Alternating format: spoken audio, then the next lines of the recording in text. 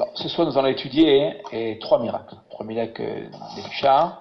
Elisha est connu dans le texte biblique pour être un faiseur de miracles. Voilà, il y a au moins, je crois, si je ne me trompe pas, il y a au moins 11, plus d'une dizaine, 11 miracles que fera Elisha. Donc je vous propose ce soir d'étudier trois miracles. Et notre travail, vous allez voir ce soir, sera donc de les comparer. On comparera ces trois miracles. Et on essaiera de voir le point, en fait, commun qui rassemble ces trois miracles. On essaiera donc de dégager le dénominateur commun de ces trois miracles. Alors, ce qu'on va faire, une lecture très simple du texte, le lire, le traduire comme d'habitude, et donc je vous invite à rester jusqu'au bout, et on essaiera ensemble de voir ce qu'il relie ces trois miracles. Vous savez que dans le texte biblique, si on prend un miracle, si on l'extrait, et c'est bien, on l'étudie, le mieux, c'est d'étudier, vous voyez, tous les miracles et de voir les points, évidemment, et même pour les différences, d'ailleurs, aussi. Et là, ce qu'on va faire ce soir, on va essayer de voir les points qui relient ces trois miracles. Juste une question, Jaime, oui. Juste avant de commencer, juste pour situer Elisha, est-ce que je suis juste en pensant que c'était le serviteur d'Abraham ou c'est un autre? Non, on est loin, on est au 9e siècle. Abraham, c'est moins 1900, c'est-à-dire 4000 ans, faites le calcul. Elisha, Élisée, qui est donc le serviteur, le Talmud, le disciple d'Eliaou, lui c'est le 9e siècle, 9e, avant notre ère. Mais c'est le même prénom, non? Ah non, Eliezer.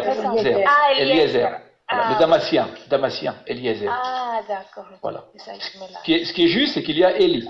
D'accord, alors, oui, on restera jusqu'au bout. Là, si tu restes jusqu'au bout, voilà. Aussi long d'Elisha. D'accord, on essaiera de voir et de renouveler probablement le sens de ce nom que vous connaissez, mais on essaiera à la fin d'étudier le nom, de comprendre le sens du nom d'Elisha. D'accord, merci. Ok. On va commencer par le premier miracle, l'adoucissement des eaux. Je vais demander à Shlomo. Shlomo, parmi nous, Shlomo, est-ce que Shlomo nous entend? Vous êtes des faits, voilà. Un instant, j'agrandis l'image. Je me mets en... Très bien. Alors, on va agrandir l'image. Mais Vakasha, Shlomo. J'enlève la photo de dessus. Okay. Voilà. Vayomru Anshei Ha'ir Elisha. Excuse-moi, Shlomo. Shlomo, excuse-moi. Oui. Vayomru. Voilà.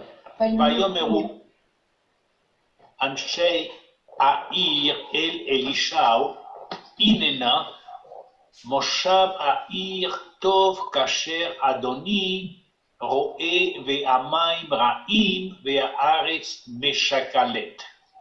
La source d'Elisha à Jéricho. Or, les habitants de Jéricho dirent à Élisée, le séjour de cette ville est agréable, comme mon Seigneur le voit, mais l'eau il y est malsaine et le sol meurtrier. Livre des deuxième livre de la Bible des rois, chapitre 2, verset 19. 19, ici. Vous voyez, alors, et très simple. Et Anshei Ha'ir, ici, que disent-ils à Elisha? Là, vous voyez, j'ai laissé Élisée, logiquement, j'aurais dû mettre Elisha. Oui, bien évidemment. Bien évidemment. Ok, très bien. Que se passe-t-il ici? Regardez bien. Simplement, il n'y a rien de particulier. La ville, elle est belle, mais l'eau, elle est mauvaise. Exactement. Les eaux. Le problème, ce sont les eaux. Vous voyez, ici. Or, quelle est l'influence des eaux? Regardez bien. On a d'abord, dans le texte, nous parlons ici des eaux, puis vous voyez la terre. Ici. Pourquoi? Quelle est l'importance des eaux à Jéricho? Sans eau, il n'y a rien qui pousse. Hein. En général, l'eau, c'est la vie, oui. Exactement, la vie. Oui. Voilà.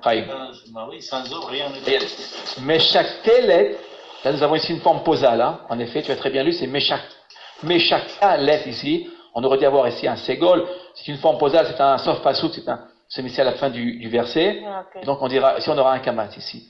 La racine, connaissez-vous cette racine? C'est intéressante. C'est Shachal. Shachal.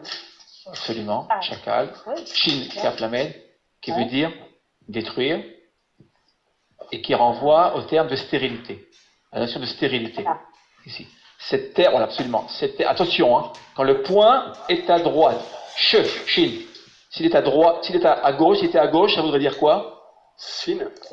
Oui, sin, le même mot, hein, le même mot, mais avec un déplacement de point, ça voudrait dire croiser les mains. Vous vous rappelez? Parce que Yaakov bénira et Ephraim et Ménaché, non pas Ménaché et Ephraim, que fera-t-il?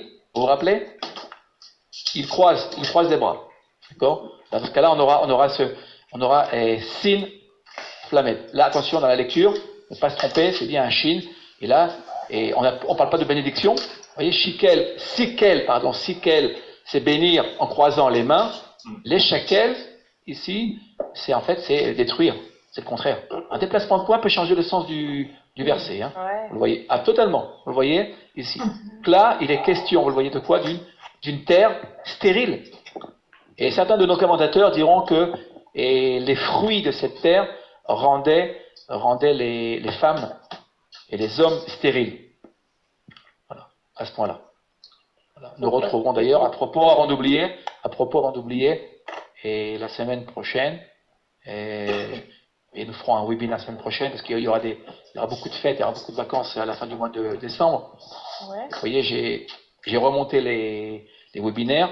La semaine prochaine, on fera un webinaire sur les femmes stériles dans le Tanakh. Donc je vous invite à être parmi nous. Merci aussi à Francis de m'avoir aussi donné cette idée. Aussi, si vous avez d'ailleurs des idées, j'en profite. Si vous avez des idées de webinaires, vous pouvez m'envoyer vos propositions. C'est ce que je t'ai dit dans les courriels. Je pense que Elisha, en dehors de la figure morale importante, c'est une figure politique très très importante parce qu'on ne peut pas les dissocier de Josias, le roi de l'époque, qui quand même il a restauré les cultes et qui a revenu la mosaïque. C'est vrai. Ce soir, justement, on n'aura pas trop d'en parler. C'est très très complexe, c'est très long. Tout à fait. On gardera ça pour un prochain webinaire. C'est ça. Tout à fait. C'est assez passionnant. Hein. C'est aussi une figure politique. C'est tout à fait raison de le souligner. C'est une grande figure politique. Il s'est aussi occupé de beaucoup de politique. Et Elisha, d'ailleurs, comme Eliaou d'ailleurs. Oui, comme Eliaou, bien sûr. Comme Eliaou, comme son maître. Des pères, oui, absolument. Voyons, ce sont les prophètes sont en effet très très impliqués dans la vie politique. Ils sont pas, ils s'éloignent pas dans le désert. Quoi qu'Eliaou, à un moment donné, vous vous rappelez, s'était éloigné dans la grotte. Et les prophètes sont généralement, on le voit très très bien, ils sont même très très généralement impliqués dans la vie politique. Tout à fait. Ils redressent, en fait, ils sont là pour venir redresser la situation. Mais attention, la situation morale, ce sont des êtres de moralité, d'éthique, et ça c'est ce qu'on va voir ce soir avec Elisha. Donc vous le voyez, les eaux sont ici, sont mauvaises, Rahim, oui. Et la terre donc stérile. Oui. Rahim, j'ai une question. Bevakasha. Bonsoir Laure. Bonsoir Rahim. Pourquoi Élie et Elisha, qui sont des prophètes, n'ont pas des textes dédiés, leur récit est raconté dans les rois. Bon, c'est la période des rois, mais pourquoi la différence des autres prophètes, ils n'ont pas une place totalement dédiée? Il a pas de texte, je veux dire, il y a les rois d'abord. Le livre des rois fait partie de quelle partie là? Des prophètes. Des prophètes, oui, des Névi'im. Oui. Il faut prendre, j'explique. Lorsque le texte a été canonisé, d'accord, vous voyez, et comment dire, les sages sont bien gardés d'extraire, vous voyez, de mettre le livre des rois à part. Ce que je voudrais vous dire, parce que puisque tu parles de cela, très rapidement, ceux qui suivent notre cours du dimanche sur les prophètes. J'enseigne les prophètes, et pour ceux qui le savent, et un cours extrêmement passionnant. Shmuel, revenons à Shmuel. Je reviens à Shmuel, à Samuel. Que fait Shmuel? Il est juge et prophète. D'accord? Quelle est sa particularité? Il en a deux. Au moins deux grandes particularités. Il a intronisé Saoul. Très bien. D'accord? C'est très très bien. C'est-à-dire qu'en fait, il est le premier à instaurer le système de la royauté, du roi, du royaume, d'accord? Alors que l'origine, il est contre. Vous vous rappelez? Oui. Il est comme Gidon, comme le juge Gidon. Il est contre la royauté, il s'y oppose parce qu'il le dit très très bien, il le dit clairement. La royauté mènera finalement à la dictature. C'est ce qu'il dit, les rois prendront le pouvoir et finalement ils s'accapareront le pouvoir. Ça c'est le royaume, d'accord? L'aspect politique. Mais attention, Shmuel va instituer autre chose. Il va instituer la Nevoa, les écoles prophètes. Ah oui. Alors, ça c'est Shmuel. Et nous allons le voir ce soir avec Elisha.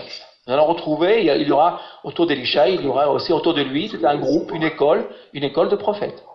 Ici. Vous voyez? Et donc, ce que je voulais vous dire, pour répondre à la question de l'or, c'est qu'il n'y a aucune, en fait, dichotomie, aucune contradiction entre l'instauration de la royauté, et l'institution fétique. Ça va ensemble. D'ailleurs, là vous verrez un roi, vous verrez très généralement un prophète et des prophètes. Alors, toutes ces écoles de prophètes vont disparaître, parce que finalement, ça va mal se terminer, il y aura des abus, beaucoup de faux prophètes naîtront, comme lorsque nous lisons le texte, on le voit très très bien, il y a beaucoup de faux prophètes, et à la fin, tout à fait à la fin, si nous allons tout à fait à la fin des livres des prophètes, nous rencontrons quel prophète? Quel est le dernier prophète? Malachi. Tout à fait. Malachi, et là c'est la fin de la prophétie, et c'est le début d'une nouvelle ère, l'ère des sages d'Israël, l'étude de la Torah. C'est ce que nous faisons ce soir. Voilà. La prophétie n'est pas encore tout à fait retournée en Israël, et c'est un processus qui est en train de se faire. Voilà, mais les prophètes, après Malachi, il n'y aura plus de prophètes, et ce seront les sages qui prendront leur place. L'étude. Donc on peut dire que le texte, entre guillemets, va se démocratiser. Vous voyez, la parole va se démocratiser. Au départ, la parole était, on va dire, était destinée et gardée, conservée par les prophètes. C'était eux qui avaient finalement le monopole d'une certaine manière de la parole. Et après la disparition du dernier prophète Malachi, ce sont les sages qui vont, si je puis dire, prendre la parole, d'accord, et la donner aussi au peuple. Voilà. Vous voyez, donc la parole est donnée au peuple. Voilà. C'est la raison pour laquelle, lorsque les sages d'Israël vont canoniser le texte biblique, ils vont introduire le livre des rois avec l'ensemble des grands, ce qu'on appelle des grands prophètes et même des petits prophètes. Hein. Voilà. Voilà pour la réponse. Donc voilà. Donc vous voyez ici, les œuvres sont mauvaises, la terre est stérile. Il y a le rang stérile ici. Ok, nous allons continuer. Voilà. Attendez un instant. Voilà. Je vois Alphonse. Bonsoir Alphonse. Shalom Alphonse. Rapidement, on comprend que parce que le téléphone, non, mais ça, on va aller pour pas tout donner un seul. Non, il y a un petit problème. Il y a un petit problème. On va demander à Christian. Je vois que Christian parmi nous. Christian, regarde. Bonsoir Christian. Shalom. Shalom. Bonsoir. Tu nous as manqué la dernière fois. Voilà. L'image est très grande. On voit que la voit la moitié. Moi, je la vois entièrement. Il y a pas. Vous la voyez? Il manque la moitié. Attendez, vous la voyez bien ou la voyez moi l'image tous? Moi, j'en vois entièrement. Attendez ce que je vais faire. Attendez, ce que je vais faire, voilà. Et maintenant? C'est aussi grand, mais c'est déplacé. C'est pas grave. Je vais l'agrandir. Ça va s'arranger. Je vais demander à Christian de lire. Et là, Daniel? Ah, là, c'est bien facile. C'est bon? Oui. C'est bon, merci. Voilà, je vous en prie. Voilà, très très bien. Tout s'arrange. Très bien. Christian, lecture. Et te retrouver. Vous m'entendez? Oui. Christian. Oh, oui. C'est quel Christian, Philippe? Christian Anga. Ok. Vayomer, Kérou, Li, c'est le rite. Radasha, Vesimu, Sham, Melar,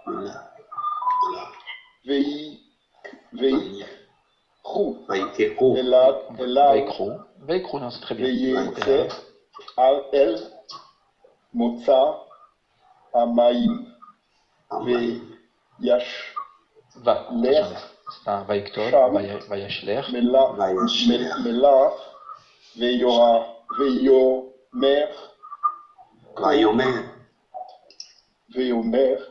Vayomer. C'est très bien, c'est très bien. C'est très bien. Ama. Vayomer.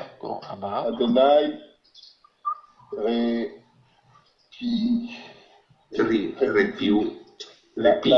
Lamaïm. Amaïm. Aeler. Adonai. Lohiye. Attention là. Ah, pardon. Lohiye. Yiyeh. Misham. Od. Mavet. Meshachalet. Meshakalet. De nouveau, vous voyez, c'est la composante. Meshakalet. Exactement. Très bonne lecture. Et traduction, il répondit. Oui, il répondit, apportez-moi une cruche neuve que vous remplirez de sel. Et on la lui apporta. Il alla vers la source d'où venait l'eau et y jeta le sel en disant, telle est la parole de l'Éternel, je vais rendre ces eaux salubres, elles ne causeront plus ni mort ni ravage. 2 Rois 2, 20-21. Donc 20 à 21. Exactement. Et là, c'est intéressant, ce verbe-là, ici. Allô, on aurait pu traduire différemment, j'aurais pu traduire différemment, ici. Quelle est la racine de ce verbe-là? Répétez. Oui. C'est Resh, P, Aleph. C'est Rophé. Enfin, il y a le. Oui. En hébreu moderne, c'est le médecin. Enfin, le médecin, oui, soigner. Guérir, bien sûr. Guérir, oui. Absolument. Alors, regardez bien. Donc, en fait, je vais guérir, ici. Je vais guérir. Je vais guérir. Absolument. Les eaux. Donc, les mauvaises eaux, d'accord? Les eaux malsaines, ici. Donc, regardez bien. Elisha est un médecin. Un médecin. Il est médecin. D'accord? Ici. Il est refait. Ici. Juste, Raïm, pourquoi tu traduis ce passé en futur? Ok. Alors, j'explique. Une question, ça c'est. Je renvoie à nos règles de grammaire ici. Ça veut dire quoi? Regardez bien. Répétez. Logiquement, d'un point de vue grammatical, on aurait dû avoir ici un serré sous le P. Ici. Et ça, c'est la souplesse du texte biblique. Alors, pourquoi? Parce que, regardez bien, il s'agit ici d'un processus de guérison. C'est une très bonne question. Vous voyez ce qui se passe ici? On a ici un passé, ce qu'on appelle un accompli, ici. Attention, regardez bien. Quand on a un passé, comme celui-ci, dans beaucoup de textes, et des rois, et des prophètes, nous rencontrerons aussi cela dans les Télim, dans les psaumes, dans le Michelet. Il s'agit ici d'un processus, c'est-à-dire qu'il a commencé à soigner, et il continue. D'accord, mais je l'aurais fait au présent alors, mais pourquoi au futur? Non, pourquoi? Non, d'ailleurs, présent. Non, c'est en présent. Logiquement, on peut le traduire par un présent. Je soigne, je continue à soigner. Vous voyez ici. C'est-à-dire qu'il est présent. Elisha est un homme présent. Il est, avec les siens, il ne les quitte pas. Vous voyez, ces eaux, d'une certaine manière, on a l'impression, en tout cas quand on lit le texte, d'ailleurs, et c'est la grammaire d'ailleurs qui nous y aide à comprendre cela. Ces eaux ne sont pas, du premier coup soignées. Vous voyez, il les soigne au fur et à mesure. Il y a ici un processus de guérison. Voilà. Et dans le texte ici, et d'ailleurs c'est très bien rendu en français, là, vous voyez, je vais rendre ici. Et même, vous savez même, ici c'est même rendu même par un futur, par un ectol. Ici. Vous voyez, l'accompli aurait une valeur d'inaccompli. Ici. C'est ça. Exactement. Je vais. Vous voyez, c'est-à-dire, j'ai l'intention de les soigner, mais on peut très bien. Vous savez que le ictol en hébreu, c'est-à-dire l'inaccompli, dans le texte, a valeur de présent aussi. D'accord? Le participe présent aussi. Okay. Aussi. Ça, c'est très fréquent dans le texte des psaumes. Très généralement, on emploiera un ictol, un inaccompli, lorsqu'il s'agit d'un cas général, d'une coutume et d'un fait qui revient sur lui-même ou d'une généralité. Raïm. Oui. Allô? Oui, Bevakasha. Allô, Raïm. Oui, j'entends. J'ai un petit souci avec mon micro, mais je vais essayer. On t'entend très bien, Christian. Christian. Qui me touche particulièrement par ce passage. J'ai un petit témoignage, mais brièvement. C'est Réfléchis. qu'à l'époque, dans les années 92, j'avais eu un songe. C'était justement cette référence de 2 Rois 2, 20 à 21, où Élisée bénissait, comment dire, prenait du sel aspergé dans l'eau parce que les eaux étaient insalubres, etc. Donc moi, à cette époque-là, j'avais énormément de problèmes. Et ce qui était impressionnant, c'est que je ne comprenais pas pourquoi j'avais reçu ce passage. Et ce qui m'impressionne davantage, c'est de voir que ça fait des mois que je n'ai plus lu du tout quoi que ce soit comme texte, bon, vu le nombre de personnes, et que quand je vois qu'on allait voir les miracles de l'Élysée, et qu'on me fait lire particulièrement ce passage, je me suis dit, mince, là, c'est comme un... C'est incroyable, vous voyez, il n'y a pas de hasard. Et tout de suite, c'est que ce qui m'impressionne, c'est que ce dimanche-là où je me suis réveillé, j'ai pris de l'eau, j'ai mis dans une bassine, je me suis lavé en me purifiant, comme en disant, je me guéris avec cette eau, parce qu'il y a un problème, comme s'il y a quelque chose qui ne va pas. Et j'ai en même temps fait la même chose avec ma petite fille, ma fille. Et nous sommes partis à l'église, puisqu'on habitait justement en face de l'église.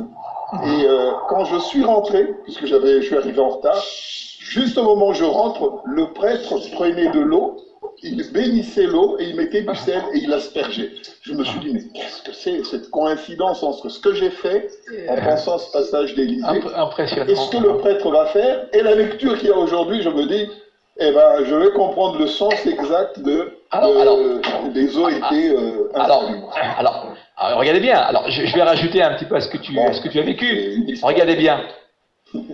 Comment procède Élisha pour adoucir les eaux? C'est intéressant.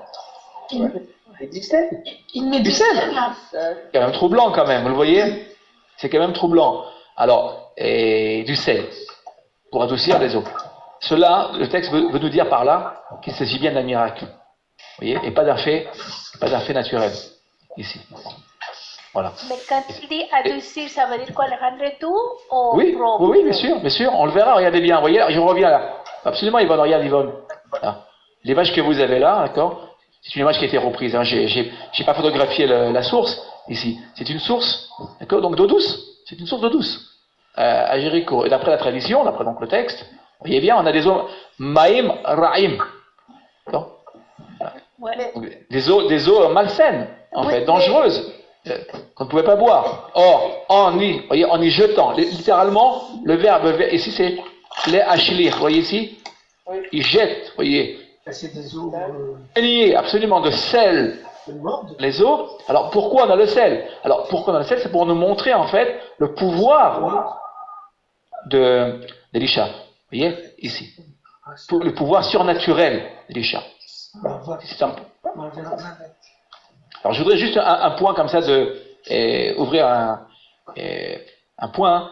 Et vous savez que lorsqu'il y a beaucoup de miracles, ça veut dire quoi? Quelle est l'importance de ces miracles? Alors, on va le voir ce soir. Et ça veut dire quoi sur l'époque? C'est une époque c'est une époque faible. Voilà, qui manquait la faible. C'est une époque extrêmement faible. Les hommes, oui. A besoin de preuves. C'est qu'il y en a besoin de miracles, oui. Oui, exactement. Dans l'absolu, dans la religion d'Israël, d'accord, les miracles, c'est jamais très bon. C'est-à-dire qu'on y croit, il y a des miracles. Évidemment, le texte nous rapporte des miracles. Mais attention, une époque où il y a beaucoup de miracles, comme ce sera d'ailleurs dans le cas d'Eliaou et d'Elisha, c'est-à-dire qu'il reviendra sur les miracles de son propre maître, d'ailleurs. Eh bien, ce n'est jamais très bon. Cela veut dire que l'époque est une époque faible sur le plan de la foi, de la croyance en l'éternel. Le peuple a besoin, vous voyez, de preuves, exactement, et de sentir, Alors, regardez bien, là, le sel. Vous voyez, il prend le sel et il le jette. Donc, vraiment, il le jette. Il le lance dans l'eau et les eaux deviennent douces. C'est pour montrer le pouvoir de l'éternel, évidemment, parce que Élisha, d'accord, est le canal de l'éternel, mais dans l'absolu, on n'a pas besoin de miracle. On l'apprend par qui? On l'apprend par les 3 patriarches, d'accord, Abraham, Isaac et Jacob. Eux, surtout Abraham, vous voyez Abraham, dans le cas d'Abraham, Abraham ne demande pas de miracle, c'est celui qui croit sans avoir, vous voyez, besoin de miracle. C'est ce qu'il enseignera à Israël. Et dans les cas, on le verra dans le livre des rois et des prophètes, on verra beaucoup de miracles, il y aura beaucoup de miracles. Comme dans le cas d'Élisha, ce qu'on va voir ce soir, Ça veut dire que l'époque où évolue Elisha est une époque où il n'y a pas beaucoup de foi. Vous voyez, la foi, la croyance en l'éternel, il n'y a pas de bitachon, comme on dit en hébreu, il y a un manque de sécurité, il y a un manque de foi en l'éternel, et donc là ce sont les miracles qui vont finalement aider de cette manière le peuple à revenir. Mais pourquoi ces miracles ne sont pas toujours recommandés? Vous savez pourquoi? Rappelez-vous le miracle de l'ouverture du Yam Souf. Voilà. Les Hébreux traversent, et que se passe-t-il après? Que se passe-t-il après l'ouverture de la mer des Joncs, Yam Souf? Ils pleurent. La mer se referme.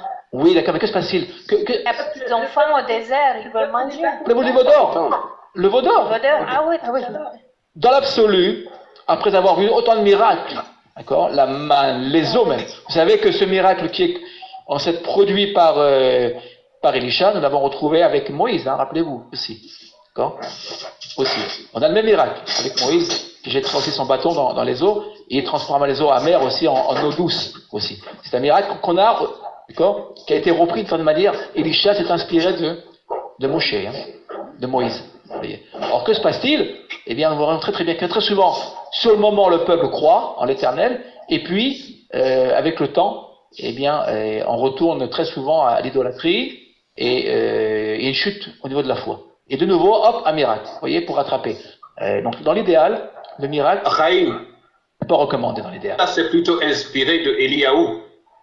Non, parce là qu'il aussi... a fait le miracle après que Eliaou ait fait ce miracle-là. Non, c'est vrai. Et il a fait le miracle avec le manteau de Eliaou. C'est vrai. Non, mais attention, je te parle ici de Regardez, Vayashler. Vous voyez Vayashler? Melach, et c'est là. Dans le cas de Moshe, c'est un bâton. D'accord? Moshe mettra un bâton dans l'eau. D'accord? Mais c'est le même principe. Hein, oui, le miracle de l'eau, oui. Miracle de l'eau, rappelez-vous. D'accord? Tout à fait. Oui, le miracle de l'eau, oui. Tout à fait. Donc, on retrouve, vous voyez, ce genre de miracle, toujours dans une période de faiblesse spirituelle. Voilà. Dans l'absolu, nous ne devons pas demander de miracle à l'Éternel. Nous devons lui demander de nous renforcer dans notre propre foi. Vous voyez, comment? À travers l'étude. C'est l'étude de la Torah qui nous amène à la croyance, à plus de force intérieure. D'accord? Et on ne demande pas de miracle. Les miracles, vous voyez, c'est dans les moments, on va dire, de brisure, vraiment, on n'a plus rien à faire, là on demande, si vous le voulez. Mais là, attention, là on parle d'un collectif. Elisha, c'est le prophète d'accord, qui vient pour un peuple, d'accord, et pour le royaume du Nord, hein, il prophétise comme Eliaou dans le royaume du Nord, plus particulièrement, même s'il est connu dans le royaume du Sud. On le verra par la suite. Mais, encore une fois, le miracle, je tiens à le dire comme préambule, le miracle n'est jamais recommandé dans la tradition d'Israël. Hein. On ne peut pas s'appuyer sur le miracle pour fonder une foi ou une croyance en l'éternel. Ça c'est important, ça je tenais à vous le dire. Voilà. Mais alors Jésus, en étant juif, il ressort les habitudes qu'on avait en Israël. Oui, bien sûr, tout à fait. Dans les évangiles, nous retrouvons ce genre de miracle. Tout à fait. D'accord? On va le voir par la suite d'ailleurs. La multiplication des pains, on va le voir. Ça c'est un passage classique des évangiles, tout à fait. Mais là, je voulais dire, j'ai deux questions. J'ai deux questions.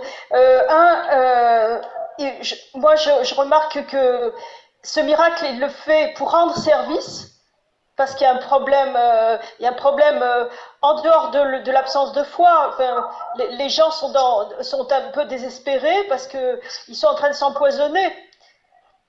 Ok. Et puis deuxièmement, quand on parle d'eau douce, d'eau non douce, moi je n'avais pas compris que l'eau n'était pas douce. Douce pour moi ça veut dire c'est le contraire de dur. Il y a l'eau douce et l'eau dure, donc l'eau calcaire et l'eau non calcaire. Non, là elle est empoisonnée. Mais là voilà, empoisonnée. Insalubre pour moi c'est pas non douce, c'est autre chose. Alors le sel, il est utilisé aujourd'hui pour adoucir l'eau. Mais c'est vrai, je veux dire dans les appareils on utilise un genre de sel, je crois. Tout à fait. On va dire c'est le côté scientifique, d'accord. Mais si on suit le contexte, l'eau, d'accord. Moi je vous donne tout le contexte. De toute façon, il parle au ra'a, c'est-à-dire qui était mauvaise. Okay. C'est ça. Exactement. Là, ce qui nous apporte nous, c'est de savoir qu'il y a une contradiction, d'accord, entre le sel et comment dire, le fait de soigner ces eaux. Alors, en médecine, on le fait en médecine aujourd'hui, comme vous le savez très bien, d'accord, pour soigner. On utilise tous, alors, absolument, exactement, tout à fait. Pardon. Alors, il avait, c'est ce que diront d'ailleurs nos sages, dans les textes du Midrash, et Elisha avait le secret, on va le voir d'ailleurs par la suite, hein, on va le voir lors du second miracle, j'en dirai pas plus maintenant, il détenait le secret des plantes, des minéraux et des eaux, vous voyez, et absolument, il était proche de la nature, c'est un homme de la nature. Rappelez-vous quel est son métier à l'origine, avant de suivre Eliaou. Il labourait avec les bœufs. Avec les bœufs. Quand Eliaou a jeté son manteau sur lui. Absolument, 12 paires de bœufs, vous vous rappelez, il avait. Et donc, en fait, il connaissait très bien la terre, c'est un homme de la terre. C'est un homme de la terre. C'est pour ça, hein, regardez-vous, regardez bien. Si vous regardez bien là, il va soigner ici, il soigne la terre à travers les eaux. Il sait très très bien l'importance des eaux, de la terre, et vous voyez, même du ciel. On le verra là, dans la suite au chapitre 3. Aussi, on voit très bien, il fera tomber les pluies aussi. Absolument, il amènera les pluies, si vous vous rappelez. Aussi, il a ce pouvoir comme Eliaou. Mais vous allez voir la différence qu'il y a avec Eliaou. Parce qu'il y a une différence importante, considérable, ici. On va la voir ce soir, ici. Donc voilà. En fait, donc répétez, quand je soigne, je vais soigner. Les terres qui sont envahies par le sel sont généralement des terres qui sont stériles. Qui sont stériles, absolument. Tout à fait. Les terres, d'accord, parce que ça brûle. C'est une terre brûlée, ce qu'on appelle les terres brûlées, c'est-à-dire qui ne permettent pas aux racines de se développer, de s'épanouir. Ouais. Tout à fait. D'ailleurs, à propos, si vous allez vers Elat, et vous verrez qu'il y a beaucoup de puits qui sont creusés, en fait, de puits creusés, c'est de l'eau salée. Dans la Harava, dans la steppe, ce qu'on appelle la steppe israélienne, et on arrose donc les tomates, il y a beaucoup de plantes de tomates dans les serres, avec de l'eau salée. Plus l'eau est salée, et plus la tomate est sucrée. Sucrée. Ah oui, mais ça... La petite tomate que vous mangez en Europe, la chérie, ce qu'on appelle d'accord, la petite tomate, aujourd'hui il y en a plusieurs espèces, c'est une tomate qui est extrêmement sucrée, elle, en fait, arrosée, elle a été développée dans le désert, vous voyez, sur la route de Elat, en plein désert, avec de l'eau. Ce sont des eaux extrêmement salées, et plus l'eau est salée, et plus la tomate sucrée, bien sucrée. Ça c'est, de toute manière, c'est aussi, absolument, ça c'est l'esprit d'Israël, vous voyez, plus on a la vie difficile, et plus on a le pouvoir de l'améliorer et de la rendre douce. Aussi, ça c'est Elisha. Mais c'est aussi quand on fait des gâteaux, pour ressortir les goûts sucrés, on met aussi un peu de sel. Un petit peu de sel, Ça c'est pour une autre raison. Ok, alors on va continuer si vous le voulez bien. Je peux reprendre. Oui, bien sûr, Bernadette. Oui. L'archange Raphaël, qui est l'archange guérisseur, c'est la même racine. Bien sûr. Voilà. Bien sûr, Raphaël veut dire l'Éternel soigne. L'Éternel guérit. Qui guérit. Oui. Absolument. Raphaël. Absolument. Raphaël. Ah oui. Raphaël. Absolument. C'est la même racine. Vous voyez. Les choses s'éclaircissent, voyez, en étudiant dans le texte même. Okay. Ah oui. Demandez à Yvonne. Yvonne, Leva Kacha Yvonne. Attends, j'agrandis le texte. Voilà, on continue. Alors. וירפו המים מעט היום הזה, כי דבר אלישע אשר דיבר. Les eaux devinrent salut jusqu'au jour présent selon la parole donnée par Élisée. 2 Rois 2, verset 22. 22. Et texte très simple, et a priori très simple. Alors, 2 remarques. Vous voyez là le verbe ici, là? Regardez bien. Ouais. Si vous lisez en français, vous ne pouvez pas comprendre. Ici, il manque une lettre. Quelle lettre? On vient de voir, regardez bien. Je reviens. Le Aleph? Oui, le Aleph, très bien. Très très bien. Alors, on l'a très bien vu, je voudrais juste qu'on regarde. Vous voyez, quand on a un texte, il faut le visualiser. Vous voyez le Aleph qui est ici, là? Oui. Regardez bien. On ne l'a pas, on ne l'a plus. On ne l'a plus. Alors, une remarque, un instant. Une remarque d'ordre grammatical, qui est assez importante aussi. Rien n'est évidemment laissé au hasard dans le texte. On a le verbe soigner. Voilà, voici la racine. Avec P. Aleph qui veut dire soigner, guérir. C'est un lamed Aleph. Absolument. Absolument lamed Aleph. Et vous avez, regardez bien, dans le texte, attention, il équivaut à un autre verbe que vous trouverez dans vos concordances bibliques, dans votre dictionnaire, ici, à ce verbe-là. Ici, qui est en Lamed Yud même, d'accord. Ici, on pourrait dire. Ici. Lamed Yud, en général, je mets le Yud avant, voilà, très bien. Ici. Que veut dire ce verbe-là? Il a deux sens. Il a fait, c'est bon. Non, c'est pas. Non, c'est un resh. Hein. Attention. Ah, ok. C'est le même verbe. C'est un synonyme, regardez bien. Dans le contexte, attention, dans le contexte, d'accord, du livre des rois, ici, c'est le même verbe. Or, on l'a très bien vu, on a ici, dans le texte, on a enlevé ici le Aleph. Ou le He. La troisième radicale a été supprimée. Donc on aurait dû logiquement avoir. Parce qu'il y a une syllabe de plus avec le yod, le Laure, je n'ai pas fini, Laure, excuse-moi. Logiquement, on aurait dû trouver le Aleph, vous voyez? Or, si vous vous reportez dans votre dictionnaire sans comprendre le contexte, vous risquez de faire un contresens. Que veut dire la racine Resh, Pe, He? Que signifie cette racine? C'est léger, non?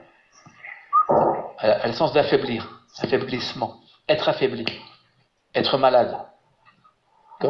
Or, dans le texte, c'est tout le contraire. Si vous voyez dans le texte, ici, les autres sont devenus, regardez bien, ont été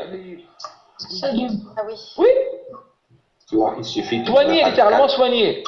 La différence est énorme. Soigner. D'ailleurs, vous aurez dans d'autres textes, je crois dans le livre d'Ézéchiel, et je ne me trompe pas, vous aurez presque le même verset, ici, avec un Aleph. Vous l'aurez. Vous voyez, c'est-à-dire que quand vous lisez un texte, vous devez comparer d'autres textes pour comprendre le sens du texte. Alors, ici, vous voyez ce qui s'est passé ici?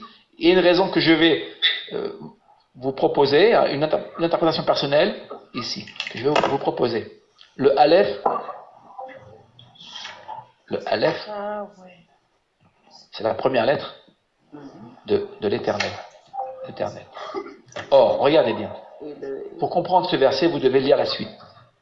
Qui a fait ce miracle ici? Qui le fait? Qui est mis en avant? Qui est mis en avant ici? Le texte, les textes, d'accord, on n'invente rien. Absolument, c'est Elisha.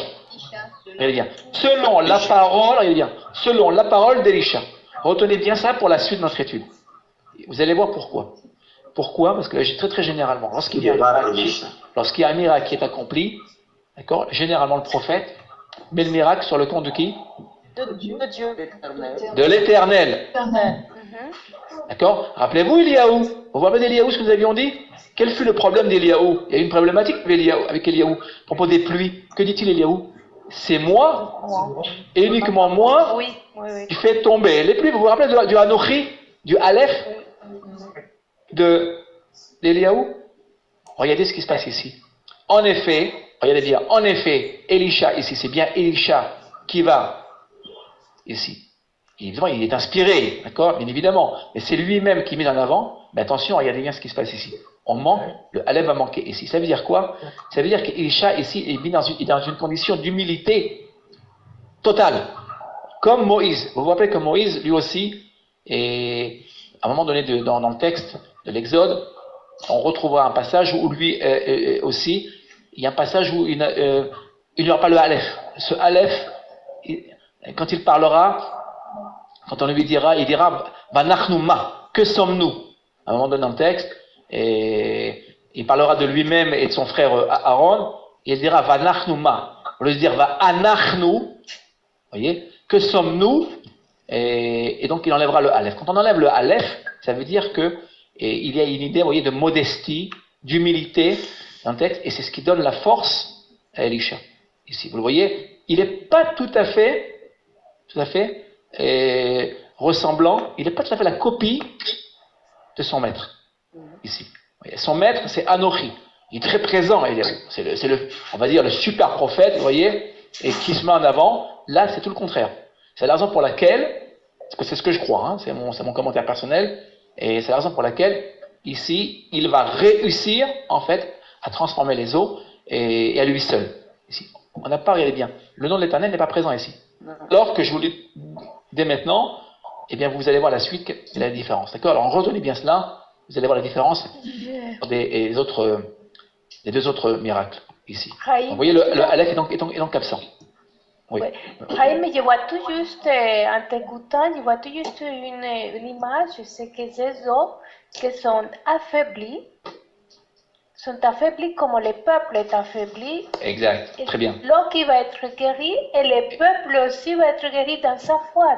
Bien sûr, bien, très bien, parfaitement. Il y a un rapport absolument entre les eaux et la foi. C'est le but, en fait, c'est le but du miracle. Hein. C'est le but du miracle. Le but du miracle n'est pas simplement de rendre les eaux saines, voyez, c'est aussi de renforcer, en fait, la foi et bien, la foi chez Israël. Tout à fait. Il y a un rapport étroit entre le miracle lui-même. L'état de l'eau et l'état de absolument. Parce que vous voyez très bien là, si on lit mal le texte, voyez, regardez bien, si on lit mal le texte, on risque de faire un contresens. Hein. Vous voyez, Arafou, Amaïm, ce qui voudrait dire, c'est ce que tu viens de dire, Yvonne. Les os ont été affaiblis. Ouais. Vous voyez, ici. Découragés. Tout à fait. Alors, ici, là, évidemment, il y a probablement, ici aussi, vous voyez, une allusion probablement à la foi des fils d'Israël. Et vous vous rappelez qu'il y a, je ne sais pas si vous vous rappelez, lorsque les fils d'Israël sortent de l'Égypte, ils vont rencontrer les Amalek. Vous vous rappelez d'Amalek? Oui. Ils le rencontrent à quel endroit? Rappelez-vous. Vous vous rappelez de ce lieu? On va l'écrire. Voilà. Refidim. Vous vous rappelez de Refidim? Ah oui. Refidim. Vous savez, quand vous retenez les racines verbales, vous retenez du même coup même les noms géographiques bibliques. C'est beaucoup plus facile. Vous voyez, Refidim, regardez Refidim. Que voyez-vous là? Racine de la faiblesse. Hein. Pourquoi vont-ils rencontrer Amalek à Refidim? Que dira Rashi d'ailleurs, même nos maîtres le diront. Rashi reprendra en fait la tradition d'Israël. Eh bien pourquoi Refidim? Refidim, c'est bien du mot Rifion, qui veut dire faiblesse. Toutes les fois où Israël est faible, l'ennemi prend le dessus, l'emporte sur Israël. Et donc là, un instant. Alors, que se passe-t-il là? Vous voyez ce qui se passe ici? Là, probablement, on peut le dire aussi, Yvonne d'ailleurs nous le rappelle, c'est très bien. Là, de toute manière, les eaux ont été affaiblies. Pourquoi? Parce que la foi d'Israël était affaiblie. Affaiblie, tout à fait. Vous voyez, il y a un rapport entre la foi d'Israël et l'environnement, si je puis dire. D'ailleurs, ça, on le retrouve dans le schéma Israël. Hein. Voilà. Donc, vous voyez, alors, évidemment, Eliaou, lui, va transformer, c'est la faculté d'Eliaou, sa parole. Vous voyez la parole? Parole salvatrice, ici, rédemptrice, et créatrice, d'une certaine manière, on peut le dire. D'ailleurs, on aura un webinaire, ne le ratez pas, ne le manquez pas, on aura un webinaire sur la parole et la force créatrice de la parole. On essaiera de voir quelle est la force que nous avons en nous, à travers la parole. Ça, c'est la parole. Vous voyez, c'est le prophète. Hein. Vous voyez, le prophète, il peut changer par la parole. En fait, vous voyez, c'est intéressant. Ce qui est important, regardez, on vient de voir qu'il a changé. Il a changé l'eau grâce au sel. Vous voyez ici, là? C'est ce que dit le texte. Mais en vérité, croyez-vous que ce soit le sel qui ait vraiment changé les eaux? Non. Non. Regardez bien. Vous voyez, c'est la parole. C'est la puissance de la parole. Cela veut dire quoi? Ça veut dire que le miracle ne tient pas sur le sel. Vous voyez, si on se tenait au sel, c'est comme si nous rejoignions le Avodah Zarah. Les païens. Les païens ont beaucoup de techniques, vous voyez. De techniques, vous le voyez, naturelles, etc., etc. C'est-à-dire qu'on trouvera dans des différentes traditions chamaniques, etc. Alors, on n'y croit pas. Mais c'est pas ce que dit le texte. Le texte nous dit attention, regardez bien. Ici, on a l'impression, si on s'arrête là, on a l'impression qu'il a soigné les eaux avec le sel, mais regardez bien en vérité. C'est pas le sel qui soigne les eaux. Regardez bien. C'est la parole. Attention, vous voyez, c'est la parole. Mais la puissance de la parole. Il a guéri le peuple, mais je pense toujours si on voit Amaïm, si on voit le mot peuple, c'est âme. Donc, on en est quand même loin, quand même, non? Non, mais c'est les sommes, c'est les sommes.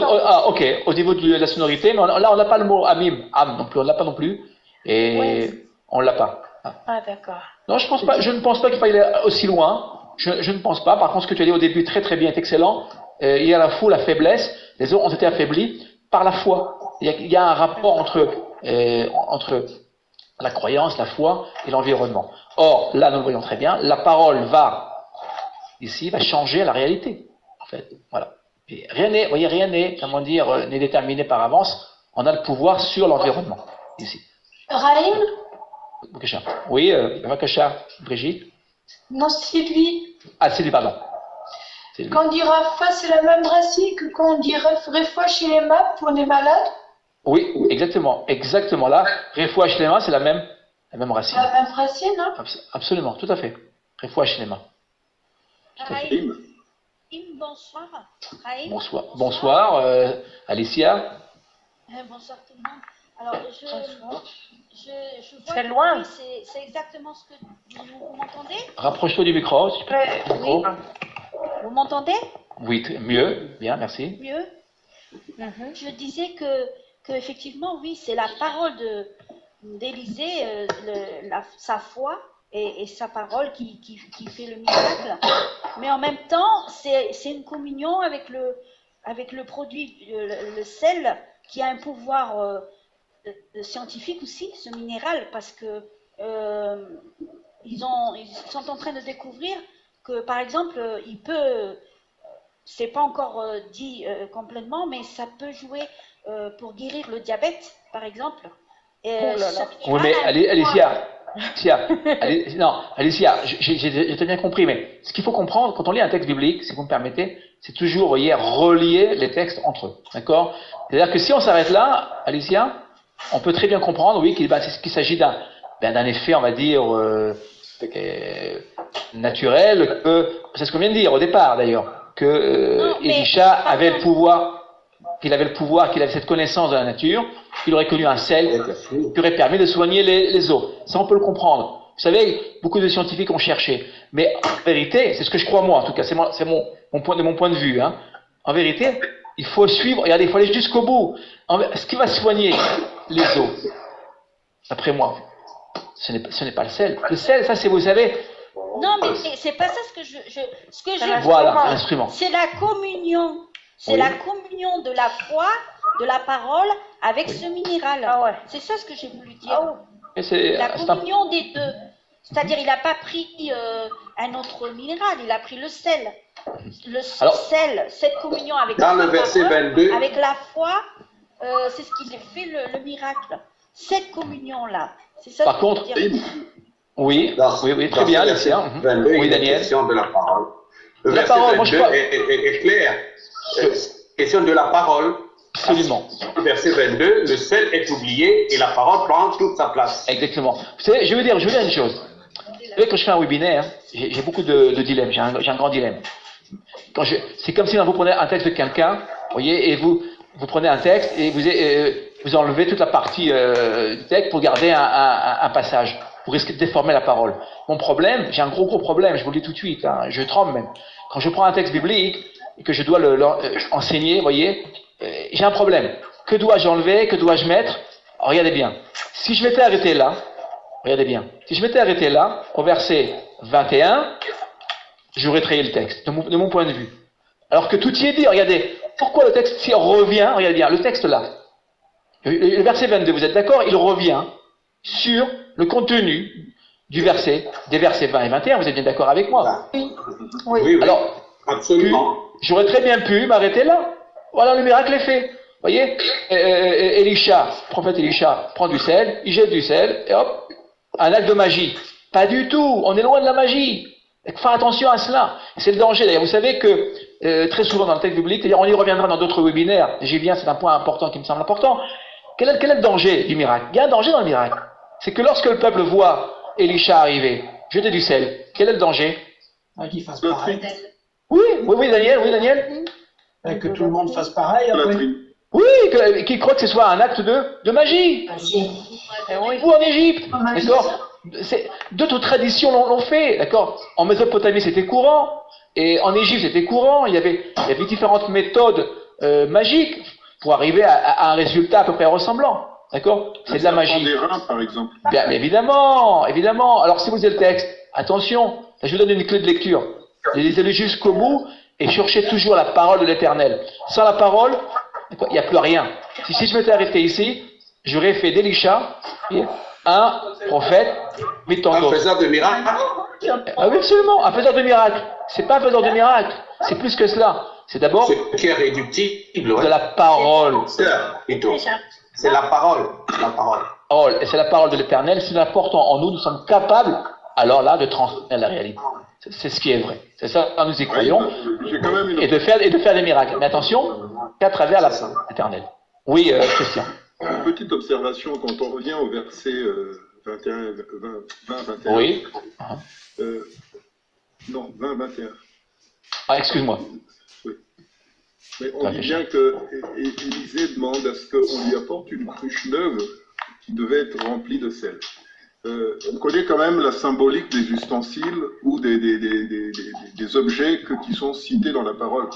Je cherchais le mot Kéli. Est-ce que la cruche, c'est la même chose dans le sens? Alors, on va y c'est l'assiette, c'est le plat de salarat, c'est pas la cruche, je crois pas. Non, alors, c'est l'ochid. Alors, c'est l'ochid, il y a différentes définitions. Certains diront que c'est une cruche, d'autres une petite assiette. D'accord? Salachat. C'est juste. Alors, moi, je vais vous dire une chose. Quand vous avez un mot comme cela, regardez bien. Merci à Christian de nous. Ah, excuse-moi, je te laisse, excuse-moi. C'était, je ne sais pas, parce que souvent, quand on parle de cruche, de réceptacle, et il y a quand même ce pouvoir qu'a le sel de conservation, de purification. Or, il y a la parole qu'il y a derrière. Je rejoins un peu Alicia dans ce qu'elle disait, non pas pour dire que c'est le sel qui fait le miracle. C'est-à-dire, c'est que on voit dans le verset 22 que les eaux qui étaient affaiblies, c'est comme quand le peuple... Est-ce qu'il y a la notion de force derrière? C'est-à-dire, on stabilise les choses, on enlève l'impureté, et ensuite, on fortifie derrière lorsque les eaux sont assainies, donc il y a une guérison qui se fait. Quel est ce réceptacle, puisqu'on parle de terre? Moi, tout ça, c'est tellement mixé que j'essaye de découvrir qu'est-ce qui est caché derrière. Bien sûr, la parole c'est pour moi l'essentiel. Vous allez voir par la suite d'ailleurs. Hein. Encore une fois, vous voyez ce qui se passe là? On s'arrête au premier miracle. Parce que je vous donne un peu de patience, vous allez voir la suite. Et là vous comprendrez mieux, je pense, le premier miracle. On lit un texte, on peut le lire de manière, comment dire, non pas synchronique. Il faut synchroniser les textes évidemment, mais il faut aller même de l'arrière vers l'avant. Voyez, on lit là maintenant le texte de manière linéaire, d'accord, c'est ce qui est très bien, mais on va devoir à la fin revenir au début, vous allez le voir, d'accord, et tout va se tenir. Ran, j'ai une question. Pourquoi dans la conclusion, donc le 22,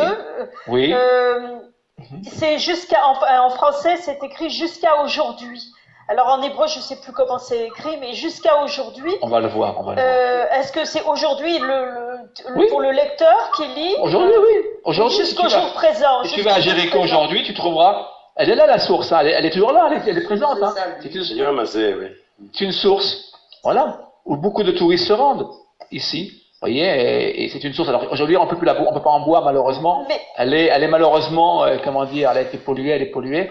Malheureusement, vous voyez, le monde moderne. Monde cruel, elle est polluée, mais c'est une source d'eau, hein, qui est à l'origine une source d'eau pure, absolument. Vous voyez, absolument. Une remarque, un instant. Regardez bien. Vous voyez le mot tselochit? C'est Christian qui m'y a fait penser. Regardez bien. Vous voyez la racine là? Oui, tzelach. Que veut dire tzelach en hébreu? Ah, tzelach, c'est... Bracha ve'atzlacha. La bénédiction, vous vous rappelez? Oui. Que veut dire cette racine? Réussir. Ah oui, réussir. C'est généralement lié à l'épanchement du flux divin sur les rois et les prophètes qui sont oints. Ouais. Si vous prenez, on n'a pas trop le temps de le faire maintenant, si vous prenez une concordance biblique, votre dictionnaire, cherchez cette racine, vous verrez que cette racine vous renvoie à la réussite. D'accord? On la verra avec Yosef. Yosef est appelé Ishmael. Bon succès. Oui, bien sûr, succès. Vous le voyez là? C'est-à-dire que déjà, regardez bien, ici, eh bien, et nous voyons une cité de bénédiction, de réussite, de transformation de la réalité, et voilà, de réussite, et de bénédiction, l'éternel, ici. Ben oui. Le cli, c'est pas simplement un simple instrument physique. Tu vois la différence, parce que, voilà, ce qui signifie cruche. Il y a un autre mot qu'on aurait pu utiliser qui signifie cruche. C'est cruche, et certains diront une petite assiette, vous voyez. Vous voyez le hit ici. En hébreu moderne, une petite cuillère se dit. On a utilisé pourquoi? Parce que ça, il faut se passer. Ok. derrière alors retenez bien. Là, oui. Quelque chose de fort qui passe. Mais ma question c'était est-ce qu'il y a une notion de fortification où on passe de la faiblesse à la force? Parce que vous avez dit quand Israël était affaibli, à ce moment il perdait, et lorsqu'il était fortifié, lorsqu'il était restauré, régénéré, il était puissant en force, etc. Là nous parlons, Christian, d'une situation comment dire, spirituelle, relative au peuple d'Israël, du royaume du Nord, plus particulièrement ici. Et donc, Elisha va renforcer, à travers ce miracle, la foi. En tout cas, il va tenter de le faire. Alors, comme je viens de le dire, il y a tellement de miracles. Ça veut dire quoi? Ça veut dire que le peuple est extrêmement faible sur le plan de la foi. Alors, on va continuer. Là, il n'est pas attaqué. Le peuple n'est pas attaqué là. Il n'est pas attaqué. Hein, non. Là, le peuple n'a pas de quoi manger. Regardez bien, d'accord? Et stérilité.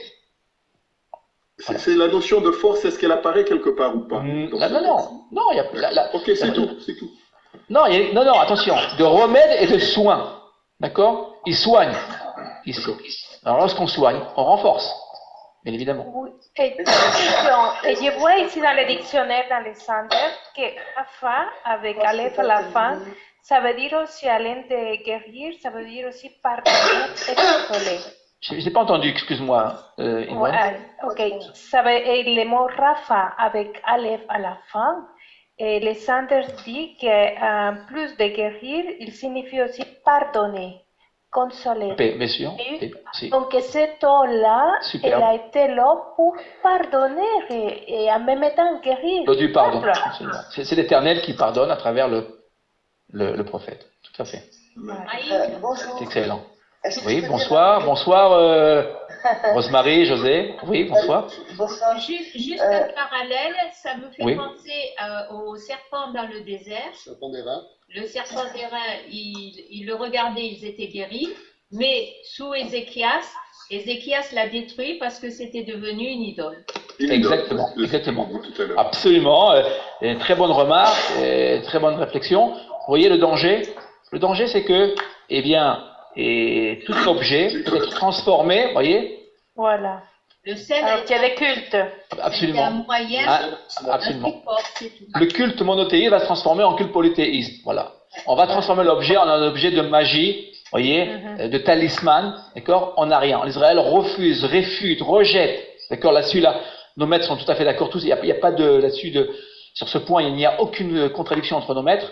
Tous nos maîtres sont d'accord. Et le texte le confirme. Vous voyez très bien. Ici, le danger. Est-ce que je peux dire quelque chose? D'habitude, la cruche, on va la remplir à la source, alors que là, ils amènent une cruche à la source, elle est remplie de sel. Donc mettre du sel dans de l'eau, c'est quelque chose de relativement étrange. C'est tout en versant le sel qui cite la parole de l'Éternel. Comme si le sel symbolisait la parole de l'Éternel qui se répand sur l'eau pour la purifier. Ensuite, la parole, c'est la parole de Dieu donnée par Élisée, quoi. Tout à fait. Alors, c'est excellent, Nathalie. Alors, Nathalie, tu peux penser à une chose, vous voyez Mélard? Oui. Avec quand on mange du pain, on bénit le pain. On le bénit avec du sel. Sel. Regardez bien. Bon, il y a plusieurs raisons. C'est lié évidemment au korbanot. Je n'entrerai pas dans les korbanot. Juste regardez bien. La liaison entre le mot Mélard. Voilà. Attendez, excusez-moi, je vais. C'est ça. Un instant. Le mot Mélard qui veut dire sel. Mélard. Et comment dites-vous le pain? Lechem. Lechem. Et ça, on peut le faire qu'en hébreu. Merci à Nathalie, elle me fait penser à ça. Et ici, association d'idées, comme ça, vous voyez ce qui s'est passé là? Voilà. C'est-à-dire qu'en fait, ils n'avaient pas de pain, ils n'avaient pas de quoi manger, la terre était stérile. D'accord? Or, vous voyez ce qui se passe? La bénédiction a le pouvoir de transformer la réalité, une réalité dure, difficile, en une réalité d'abondance et de réussite d'ailleurs. Et on a le mot tselochit salar, la réussite, l'abondance, et l'Éternel est présent, vous voyez. Et là, le mot Mélar, si vous retournez, la situation, c'est ce que fera finalement Elisha. Il retourne d'une situation malsaine à une situation saine, il guérit. D'accord? Vous savez que, regardez bien, si vous prenez le mot un instant, on va prendre le mot, la racine encore. On joue beaucoup en hébreu là dans le texte. Regardez bien. Soigner, regardez bien, soigner.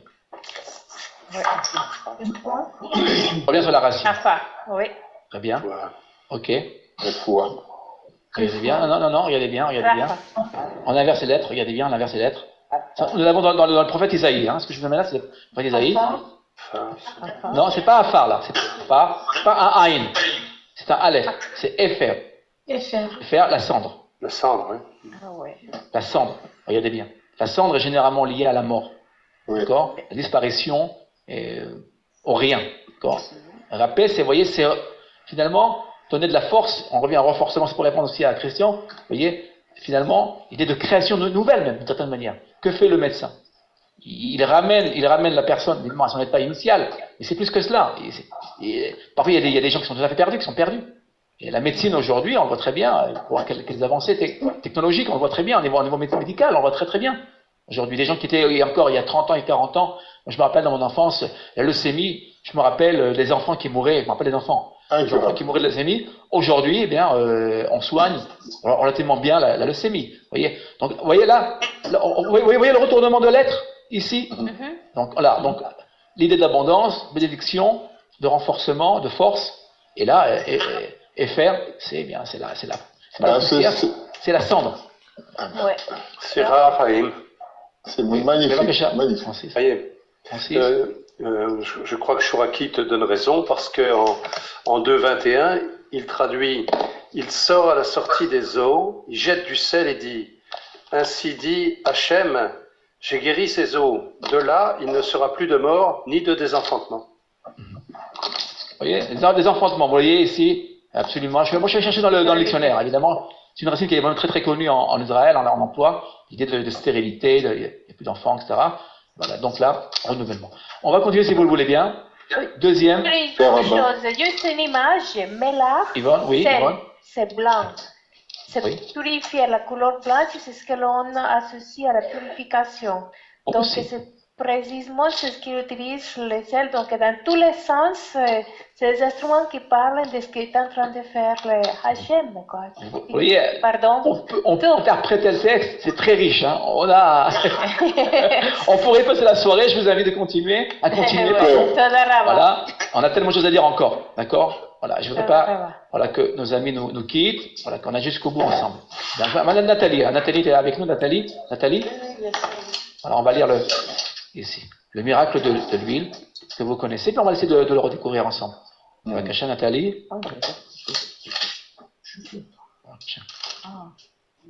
Nathalie. Ah, vous voulez que je lise ? Oui. Il faut que j'enlève la petite photo qui est en haut à droite. Tu la déplaces, tu peux la déplacer. Ah, je la déplace, d'accord. Avec ton curseur, là, ta souris. Voilà. Ah, il faut que je... la souris. Excusez-moi. Ok, on va trouver Nathalie, on va être patient. Bon, d'accord, j'ai branché ma souris et je vais déplacer. Ok. Ah ouais, d'accord. Ah, super. Uvat. Ah, ça y est, je suis bien. Uvat. Vesa.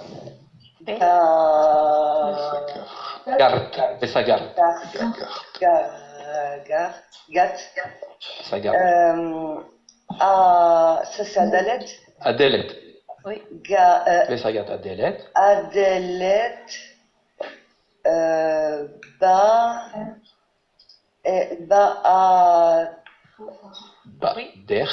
Ader. Uvad.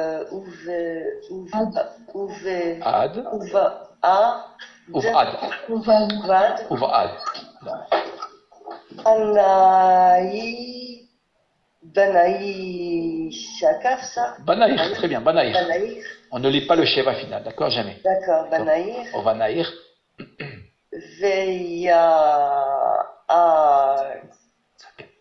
Tsak. Vous le voyez là, deux Sheva ? Ah oui, ça dit, pardon. Tsak, ça dit deux Sheva immobiles à la fin du verbe. Al. Kol. Attention, kol. Oui, le fameux col. Oui, voilà les Kélim de Christian là. Christian, ils arrivent là, les Kélim. Ils sont là. Alcool à Kélim.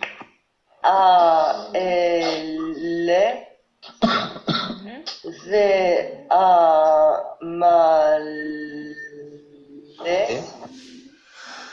Kasii.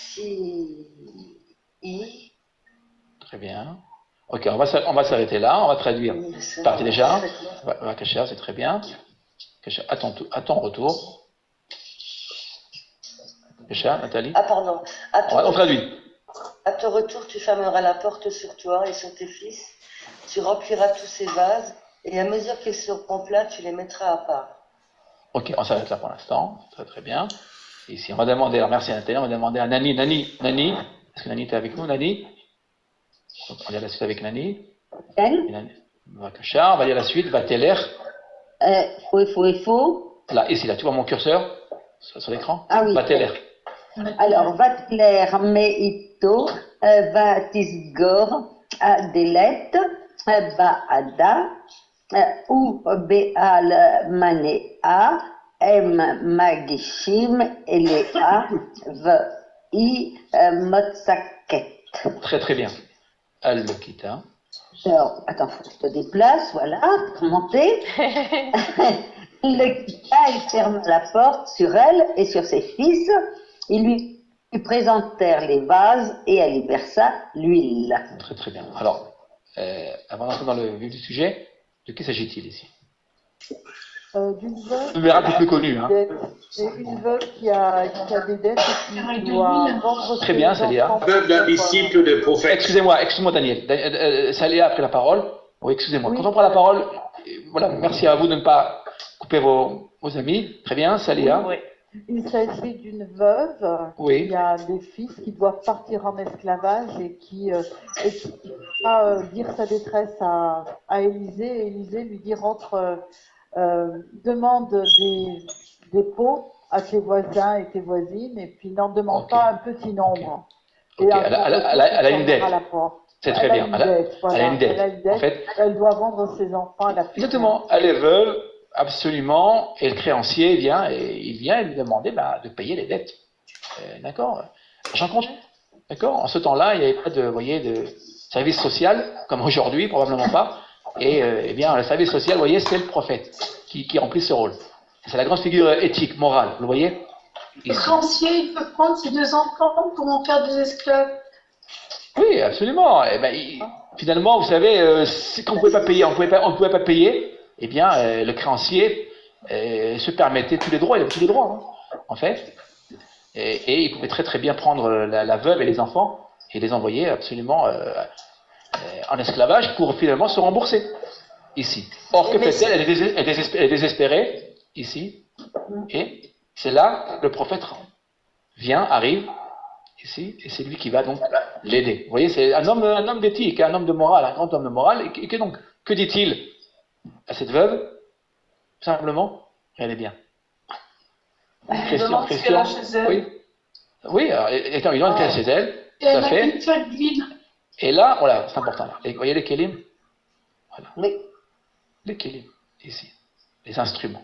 D'accord. Alors, il y a un principe qu'on a vu avec le premier miracle, ici, c'est que le prophète ne peut rien faire s'il n'y a pas un appui physique. Vous voyez? Ici, les instruments. Le mot cli est un instrument, ici. Et d'ailleurs, ce terme est excellent pour nous, cli. Pourquoi? Parce que, regardez bien, le prophète, oui, parce que, oui, non, c'est vrai, mais pourquoi? Ça, c'est une association, une allitération, mais regardez bien, le prophète est lui-même l'instrument de l'éternel.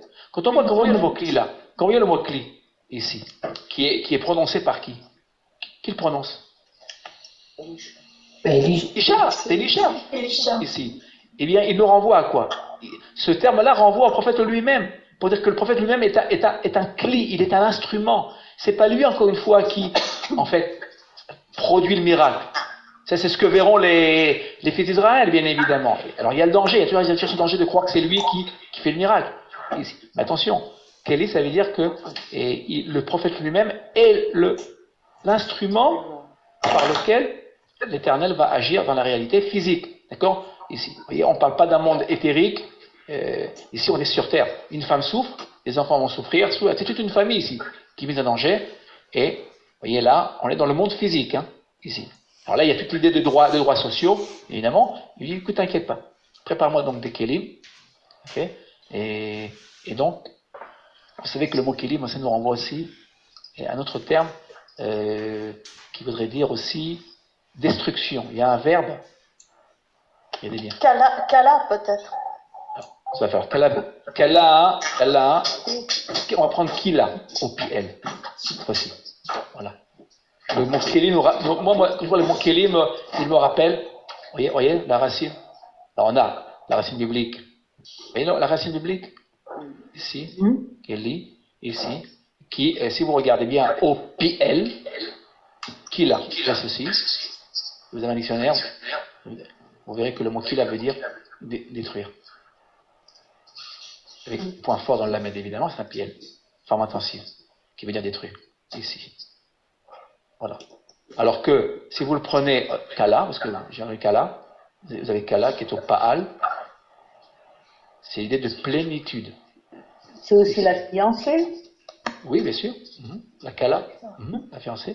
Ça fait l'idée de plénitude, de bénédiction. Vous voyez, vous avez remarqué dans le texte, dans ces textes-là, où apparaissent ces miracles, on joue entre la malédiction, la destruction et la vie, l'abondance. Vous voyez, voilà. Et ça, c'est intéressant de le voir à travers la racine biblique. En français, eh bien, on ne peut pas le voir, en vérité. Voilà. Donc ici, il y a aussi un clin d'œil, vous voyez. Ici, il y a l'idée de destruction, aussi de construction. Les kélim, c'est positif, évidemment. Il va y mettre de l'huile. Ici. Ici. Raïm, si je me souviens bien, avant chaque miracle, Elisha prie Dieu. J'ai pas. Attendez, donne-moi une référence, donne-moi une référence là. Je sais plus, mais j'ai lu peut-être rapidement, mais il me semble que c'est pour appuyer ce que tu disais, le fait que il est humble et il est très humble. Voilà. Très humble. C'est un homme de la terre, hein. N'oubliez pas. Rappelez-vous de Shaoul. Quel était le travail de Shaoul? Il était berger? Non. Non. Non. Shaoul s'occupait aussi de son troupeau. Il avait des bœufs lui aussi. Des bœufs aussi, je ne me trompe pas. Quand il s'occupait de moutons, Shaoul, il avait des bœufs. Comme je ne me trompe pas, comme Elisha aussi. Des âmes. Il est d'ailleurs Shaoul, on dira de Shaoul qu'il était un homme extrêmement humble de Shaoul. Les hommes de la terre sont des hommes humbles en général. Parce qu'ils connaissent, voyez, ils ont le temps, ils prennent la patience, ils savent que le fruit, il faut attendre pour obtenir le fruit, ils connaissent les problèmes d'eau, de pluie, de rosée, etc., de vent, etc. D'accord? Ici. Ouais. Quoi qu'il en soit, vous voyez ici, il lui dit, eh bien. Ils savent que tout perdre, malgré le travail qu'ils ont fourni, si la nature, s'il y a des intempéries, s'il y a. Voilà. Absolument, absolument. Ils sont très proches d'accord, surtout pas les hommes qui se retirent du monde. Vous voyez, ces prophètes, on l'a bien vu, rappelez-vous de Amos aussi. Amos s'occupait de vaches, il avait des vaches, et des sycomores. Il avait en fait une double casquette, il s'occupait de sycomores et de vaches. Et en fait, des hommes extrêmement humbles, qui étaient proches de la terre, et proches des hommes. Aussi, quand on est proche de la terre, on est aussi proche des hommes. Ok, nous allons continuer. Voilà, attendez. Voilà, tout à fait. Ici. Est-ce que Myriam est là? Myriam, c'est vrai seul? Myriam? Est-ce que Myriam nous entend? Myriam? J'ai cru voir Myriam tout à l'heure. Myriam, notre amie Myriam.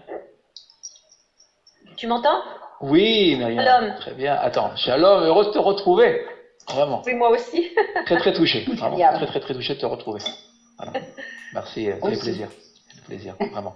Alors attends, voilà. On va agrandir l'image. Voilà. Elle va cacher Myriam. Vayehi Kimlot Akelim va Tomer El Bena Agisha Elai Od Keli Vayomer Elia, très bien. Elia En Od Keli Vaya Amod Hashemen, forme posée là. Hashemen. c'est très bien, réflexion. Puis, lorsque les vases furent remplis, elle dit à son fils, « Avance-moi encore un vase. » « Il n'y a plus de vase, répondit-il, et l'huile tarit. » Très bien. Là, il y a un petit problème. Vous voyez dans le texte, là, que se passe-t-il? Eh bien, il y a beaucoup plus d'huile. Enfin, on a l'impression qu'elle pourrait obtenir beaucoup plus d'huile qu'elle n'a d'instruments. Absolument. Vous voyez, il y a ici une idée d'abondance. Il y a Amod, ça veut dire s'arrêter. Et c'est intéressant ce terme-là, il y a Amod. Vous vous rappelez, regardez, je vais revenir les textes se répondent entre eux. Hein. Vous voyez, quand on est hébraïsant, quand on lit le texte, on ne peut pas le manquer, regardez bien. On va revenir au départ, dans un instant. On va revenir tout à fait au départ, vous vous rappelez? Il y a de stérilité là. La terre, d'accord, est stérile, et elle rend stérile. Cette racine là, shin, kaf, la med. Regardez bien. Quand une femme, ça nous le verrons la semaine prochaine, lorsqu'une femme, un texte est dite stérile, attends un instant, on emploie, excusez-moi, je vais remonter là, j'avance, vous voyez, dans les miracles, je prends de l'avance, ici, voilà. Et bien, lorsque on parle d'une femme qui est stérile, on emploiera aussi ce verbe-là, la amod, vous voyez, amod qui veut dire se tenir debout, où il y a une idée de passivité, d'arrêt, un arrêt. Comme il y a atso, il y a atso, là, ici. Il y a un arrêt, ici. Il y a un arrêt, alors que l'abondance est là. L'abondance est là, l'Éternel veut donner, mais il n'y a pas suffisamment d'instruments. De base, simplement. Alors, quelle est l'idée ici? Auriez-vous une idée? Pourquoi le texte nous tient-il à nous dire qu'il y a un manque de vases? Pourquoi c'est important de nous le dire? D'après vous, auriez-vous une idée? Regardez la suite. Voilà. La suite. Que l'huile arrive en abondance. L'abondance. Oui, il y a de l'abondance. L'Éternel veut donner. Oui, mais Célia doit faire sa part. Oui, très bien. Annie, attendez, Annie, il y a quelque chose d'intéressant. Non, c'est Martine. Oh, excusez-moi, je me trompe, je ne vous vois pas. Mettez votre vidéo. Ah, pardon, c'est parce que vous le pouvez. J'ai un problème de connexion, c'est pour ça que j'enlève la vidéo. Hein. D'accord. Je veux bien la mettre, hein, c'est pas le souci. Okay, très bien. Non, chaque fois Dieu intervient, mais nous devons faire notre part. Et dès qu'il n'y a plus, c'est la faute de l'être humain s'il n'y a pas eu un vase. Donc Dieu ne peut plus continuer à apporter sa bénédiction. Exactement, excellent. Vous voyez, Amod Hashemen, ça veut dire quoi? Un instant. Tout le monde aura la parole. On prend le temps du temps. Regardez bien. Ce que dit le texte là, c'est pas l'huile qui s'est arrêtée, en vérité. C'est ce que dit le texte. Mais Amod, ça veut dire quoi? Amod, c'est l'idée. Regardez bien, c'est le cli. En fait, il n'y a plus de cli. Il n'y a plus d'instrument. Si vous voulez. L'huile, elle ne demande, vous voyez, qu'elle ne s'est penchée. C'est ce que vient de dire notre ami Annie, c'est-à-dire que le miracle, il a lieu lorsque l'homme le veut et que l'homme est actif. On ne peut pas rester, vous voyez, s'asseoir, attendre que l'Éternel vienne et nous dise, eh bien voilà, et je vais vous donner, je vais vous aider, vous rendre fécond, et vous donner la prospérité matérielle, etc., etc. Parce que là, il s'agit de quoi? De prospérité matérielle. Elle n'a pas d'argent. Si tu l'as, elle devra la revendre. Et c'est pour payer son créancier. On doit faire un effort. Si on ne fait pas d'effort, l'abondance ne peut pas se pencher et être donnée aux hommes. Absolument. Vous voyez ici. Tout à fait. Mais Bakacha, il y aurait une réflexion. C'est excellent, Martine. Oui, une réflexion. Excuse-moi, je crois que c'est Alicia qui veut prendre la parole. Alicia? Oui, je voulais dire aussi que c'est ce qu'on a dit tout à l'heure, que c'est le manque de foi dans la personne. Le vase peut représenter l'être humain. Très bien. Il n'y a pas de vase avec la foi pour recevoir. C'est excellent. Le cli, c'est juste, est aussi comparé à l'être humain et au monde qui nous entoure. Vous voyez, le cli, dans les textes de la... Est-ce que Norbert est là? Est-ce que Norbert, notre ami Nissim, est-ce que Nissim est là? Nissim. Notre ami Nissim. Je ne sais pas si Nissim est parmi nous ce soir. J'ai cru le voir tout à l'heure. Alors si Nissim prend la parole, je vois à peu près ce qu'il pourrait vous dire. Et que le cli, Nissim, non. Le cli, vous voyez, c'est celui qui va permettre, en fait, de recevoir l'abondance. On ne peut pas, comment dire, avoir l'abondance sans instrument. C'est-à-dire que si vous avez de l'eau, d'accord, vous avez une source d'eau. Si vous n'avez pas de récipient pour en ramasser, En fait, pour recueillir les eaux, vous n'aurez pas les moyens, d'accord? Donc on doit construire cet instrument. Cet instrument-là doit être construit. Voilà. Et par qui? Par l'homme. Donc, la participation de l'homme. D'ailleurs, vous savez, ce qu'on vient de voir là est écrit ici. Hein. On va ouvrir notre Tanakh. Là, regardez bien. Nous l'avons inscrit ici en allusion à la création du monde. On va aller voir. Attendez, je vais sortir de mon... Un instant, si vous me permettez. Un instant. Alors, je sors, voilà, c'est mon email qui est resté ouvert. Je vais le fermer. Voilà. Mais Jaime, je pense juste pendant que tu cherches, c'est juste l'idée que c'est pas simplement accueillir l'abondance, mais c'est accueillir l'éternel principalement. Parce que l'éternel, c'est l'abondance. Mais l'homme doit faire un effort. Mais l'homme doit faire un effort. Oui, tout à fait, mais c'est cela, l'accueillir. Absolument. On aurait pu s'attendre à ce que le miracle se fasse par lui-même. Il n'en est rien. Vous l'avez très bien vu. Alors on va aller prendre notre texte, regardez bien. Vous allez voir là. C'est un très beau passage que vous connaissez tous. On va aller voir ensemble. Je crois que c'est Bereshit 2, je ne me trompe pas. On le lit le Shabbat au soir. Ici, regardez bien. Vous voyez le texte? Regardez bien. Vayechal. Vous voyez Vayechal? Regardez bien. Ici, c'est un des passages. C'est le premier mot. Et regardez bien. Vayechal Elohim Bayom Eshivi. Dieu, l'Éternel, le Seigneur, mit fin à l'œuvre, d'accord? À son œuvre. Quand? Le 7e jour, le Shabbat. Regardez le verbe ici. C'est pouvoir. Non. Mettre fin. On vient de le voir. Vous vous rappelez Kila. C'est pas Kala, c'est Kila, au PL. D'accord? Ici. Kila. Mettre fin. Parfois même détruire. Il a le sens de mettre fin, ici. Mettre un terme à, ou bien détruire. Là, évidemment, on va le prendre dans un sens positif. Ici, mettre fin à. Regardez bien. Si vous regardez bien, si vous inversez les lettres, ici, ce sont nos sages qui le disent. Hein. C'est tiré des textes de nos sages, regardez bien. On a le mot Kali. D'accord? De quoi s'agit-il là? De la création. L'Éternel ne peut se révéler dans ce monde que s'il y a un monde physique. Ça c'est... Vous voyez, on ne peut pas se rapprocher de l'Éternel s'il n'y a pas un appui physique, ici. Voilà. Et nous l'aurons aussi, un instant, vous l'aurez là. Regardez bien. Le verbe yahol, pouvoir, Chaim. Attention, oui, mais là, c'est vrai, c'est juste. Juste c'est la même chose, non? Presque, tout à fait. Le vav est mis juste après le kaf, entre le kaf et le lamed, tout à fait. Voilà, ce que je cherchais, tout simplement. Voilà, je cherchais, je vous ai donné le verset numéro 2, mais en fait, il faut revenir regardez bien, au premier verset. C'est ce que nous lisons au Shabbat, hein, quand on rentre de la synagogue. En levant le verre du Kiddush, ici, Vayichulu, Hashamayim va'aretz vechol tzevaam. Vous voyez le verbe ici? Fuir terminé. Vous le voyez? Ici, d'ailleurs, vous remarquez le point même dans le lamed. C'est bien un piel.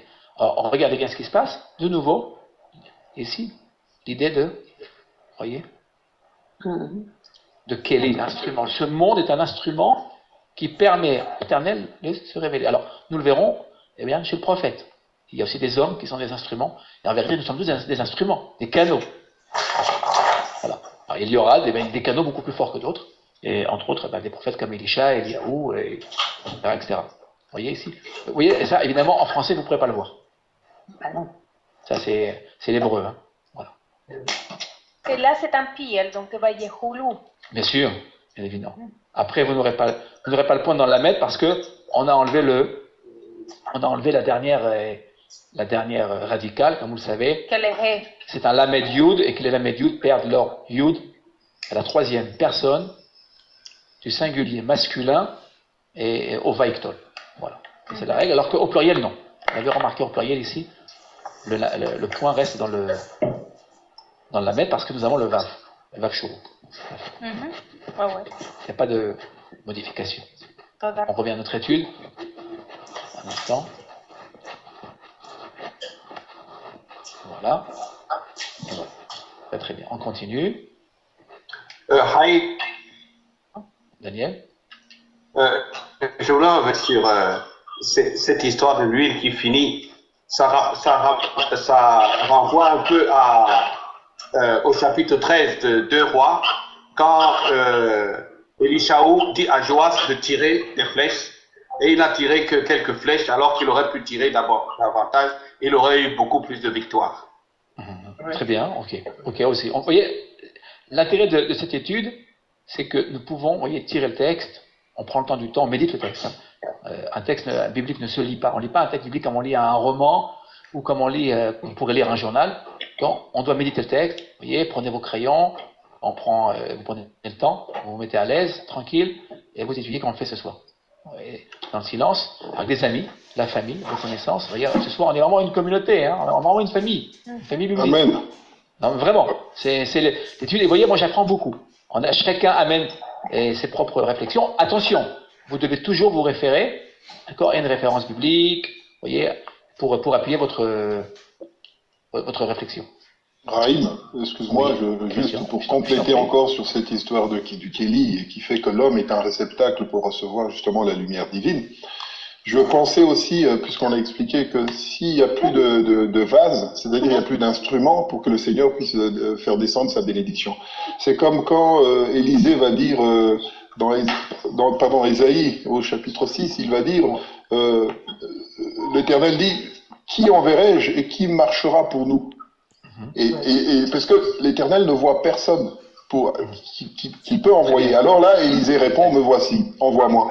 Et parallèlement, il y a aussi ce passage d'Ézéchiel, il dit, je cherche parmi eux, un homme qui élève un mur, donc un mur de prière. Et là, il est dit que, afin que je ne détruise pas, je n'en trouve pas un seul. Donc l'Éternel ne peut pas agir s'il n'y a aucune action de notre part. Excellent. Exactement. C'est par l'heure actuelle, c'est une très bonne référence. Excellent. Vous voyez, ça, je vais le noter, je le reprendrai pour moi-même. C'est excellent. C'est une très bonne référence. J'ai médité là-dessus ce matin. L'Éternel a besoin des hommes. L'Éternel a besoin des hommes. D'accord? L'Éternel, sans les hommes, d'accord, ne peut pas agir. C'est ça. Il faut bien retenir cela. L'Éternel, sans les hommes, d'accord, ne peut pas agir dans ce monde. D'accord? Le monde est statique. Et ce sont les hommes qui limitent l'intervention de l'Éternel. Bien sûr, parce qu'on a évidemment, on n'est pas des marionnettes. D'accord? Et on doit aussi réinterpréter la parole, attention, et l'accomplir. Voilà. L'Éternel, encore une fois, ça c'est un point extrêmement important, l'Éternel sans les hommes ne peut rien faire. Et ça, pourquoi? Parce que la vocation de l'homme, je dis bien de l'homme, c'est d'agir. Voilà. Et vous savez très bien que quand on fait de la grammaire, nous tous, on commence par quoi? Par le Pa'al. Pourquoi Pa'al? Que veut dire Pa'al en hébreu? C'est agir, c'est l'action. Agir? Œuvrer, agir, absolument. Tout à fait, vous voyez. Le judaïsme, la vision hébraïque, c'est l'action. L'orthopraxis, toujours je reviens tout le temps, il n'y a pas d'orthodoxie. Dans le judaïsme, on parle d'orthopraxis, la pratique. Je pratique, donc je suis. Voilà. Et c'est ce que dit ici Elisha.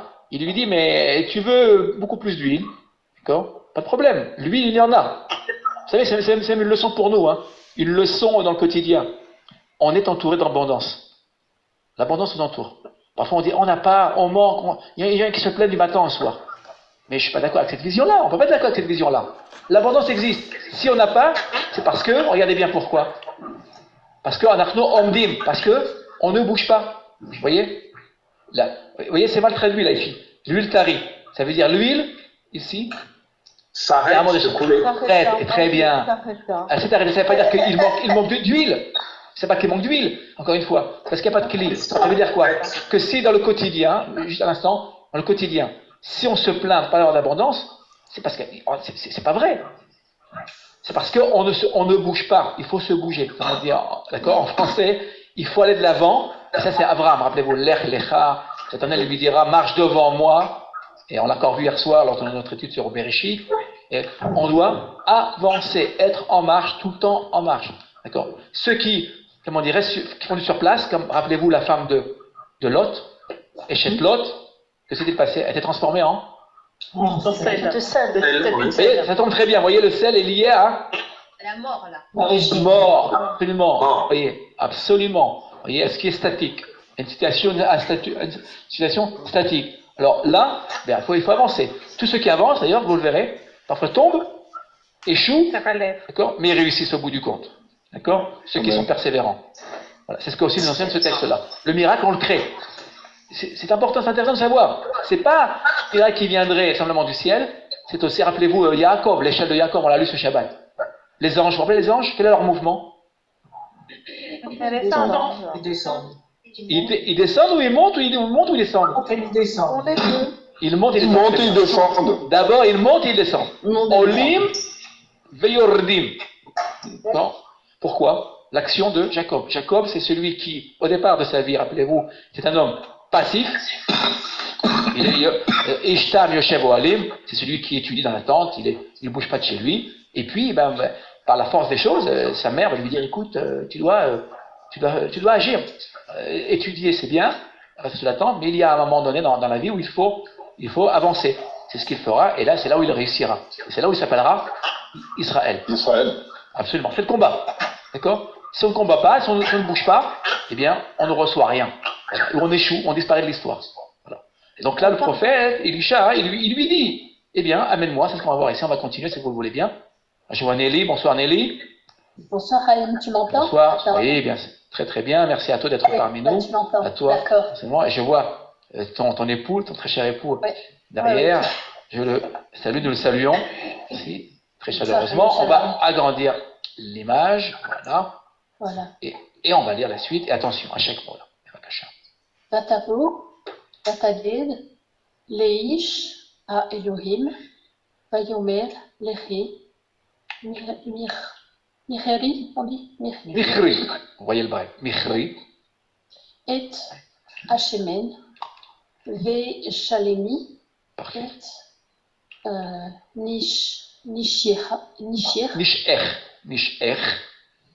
Nisher. Après, je vous montrerai quelque chose d'intéressant ici. Vous voyez ce qui est... Je te coupe, excuse-moi Nelly, hein, mais l'excuse. Vous voyez ce qui est inscrit là? Neshichi.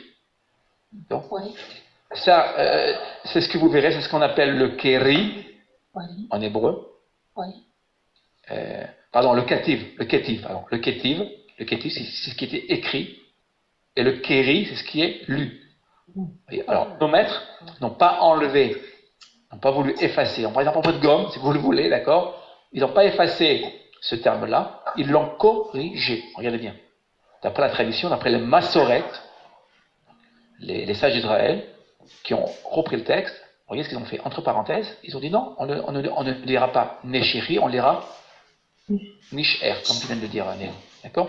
Mais attention, ce terme-là, on va y revenir dans un instant, d'accord? Il a un sens aussi, qui lui est propre et qui dans le contexte même. On continue. Donc, Nisher. Nisher, At, de nouveau, ou Vanaïr, Tirei, Banotar. Banotar. Très bien, traduction. Elle va l'annoncer à l'homme de Dieu qui dit: va vendre cette huile et paie ta dette, puis toi et tes fils, vous vivrez avec le surplus. 2 Rois 4, verset 7. Très bien. Alors regardez bien là, verset fort intéressant. Que se passe-t-il ici? Tout simplement que le texte, si on s'en tire au sens littéral,